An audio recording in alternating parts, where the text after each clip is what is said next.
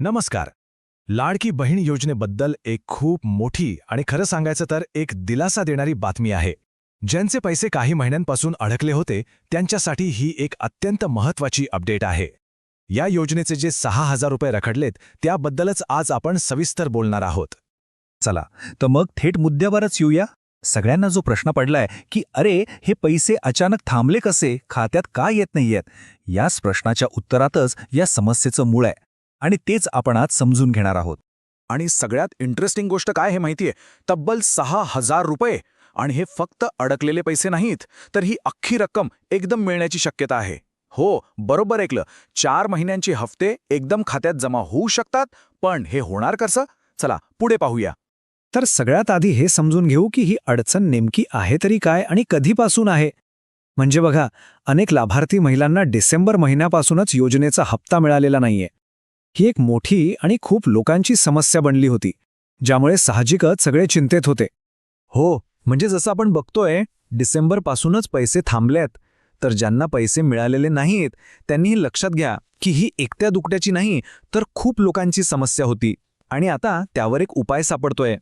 बरं, मग हे पैसे थांबले का, याचं मूळ कारण काय? तर उत्तर आहे एका छोट्याशा तांत्रिक गोष्टीमध्ये, आणि ती म्हणजे ई-केवायसी. हो, या ई-केवायसी प्रक्रियेत झालेली एखादी चूक किंवा अपुरी माहिती हेच या सगळ्या समस्येचं मूळ आहे.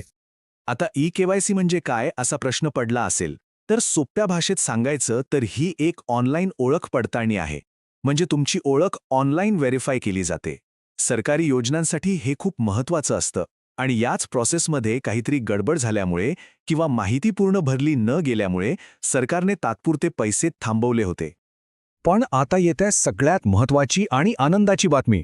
सरकारने यावर एक मस्त तोडगा काढलाय. ज्यांच्या ई-केवायसीमध्ये काही चुका झाल्या होत्या ना, त्यांना त्या दुरुस्त करण्याची एक नवीन संधी, एक मोठी संधी दिली आहे. म्हणजे बघा, डिसेंबरमध्ये पैसे बंद झाले, पण आता एक नवी संधी मिळाली आहे आणि यासाठी एक शेवटची तारीख पण आहे, 30 एप्रिल 2024. ही तारीख लक्षात ठेवणं खूप खूप महत्त्वाचं आहे, कारण याच तारखेपर्यंत जर दुरुस्ती केली तर लाभ परत सुरू होऊ शकतो. ओके, चला तर मग आता त्या मुद्द्यावर येऊया ज्याची सगळेच वाट बघतायत. हे 6,000 रुपये, ही मोठी संधी, ही रखडलेली रक्कम एकदम कशी मिळू शकते, काय करावं लागेल? तर ही जी रक्कम आहे ना, ही दुसरं तिसरं काही नसून तुमचेच अडकलेले 4 महिन्यांचे हप्ते आहेत. हो, डिसेंबरपासून जे पैसे थांबले होते ते आता एकदम मिळण्याची शक्यता तयार झाली आहे. आणि हेच तर सगळ्यात महत्त्वाचं आहे. एकदा का तुमची ई-केवायसी दुरुस्तीची प्रक्रिया व्यवस्थित पूर्ण झाली की ही जी 6,000 रुपयांची रखडलेली रक्कम आहे ती थेट तुमच्या बँक खात्यात जमा होऊ शकते.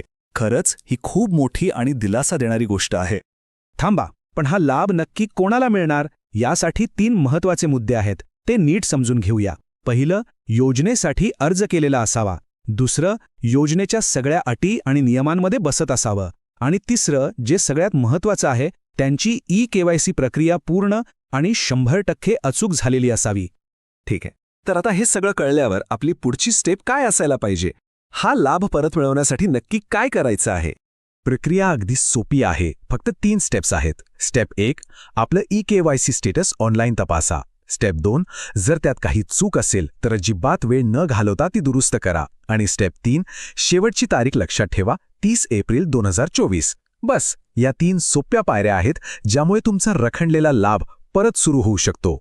आणि या सगळ्याचं सार एका वाक्यात सांगायचं झालं तर ते हेच आहे: ई-केवायसी दुरुस्ती पूर्ण होताच रखडलेले पैसे मिळू शकतात.